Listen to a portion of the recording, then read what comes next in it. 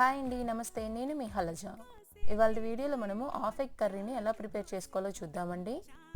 దానికోసం ఒక కళాయి పెట్టుకొని కళాయిలో కొంచెం ఆయిల్, కొంచెం నెయ్యి వేసుకోండి. దాంట్లోని తాలింపు గింజలు వేసుకొని ఒకసారి వేయించుకోవాలి. దాంట్లోనే ఇలా కట్ చేసి పెట్టుకున్నటువంటి ఆనియన్ కూడా వేసి ఒకసారి వేయించుకోండి.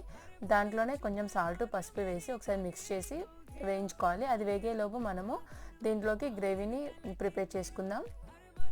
ఒక మిక్సీ జార్ తీసుకొని దాంట్లో ఒక 6 ఎల్లిపాయలు, కొంచెం చింతపండు, నానబెట్టినటువంటి ఒక 6 ఎండుమిర్చి, ఒక కాజు, ఒక టేబుల్ స్పూన్ వరకు కాజు, ఒక టేబుల్ స్పూన్ల వరకు జీలకర్ర వేసి మెత్తగా గ్రైండ్ చేసుకోవాలండి.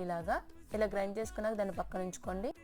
ఇప్పుడు ఆనియన్స్ని ఒకసారి చూసుకుందాం. దాంట్లో ధనియాల పొడి, జీలకర్ర పొడి వేసి ఒకసారి మిక్స్ చేసుకోండి. దాంట్లోనే మనం పక్కనే గ్రైండ్ చేసుకున్నటువంటి ఆ గ్రేవీని వేసేసి మొత్తాన్ని ఇలా మిక్స్ చేసుకోవాలి.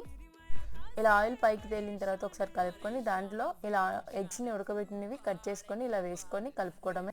సాల్ట్ టేస్ట్ చూసి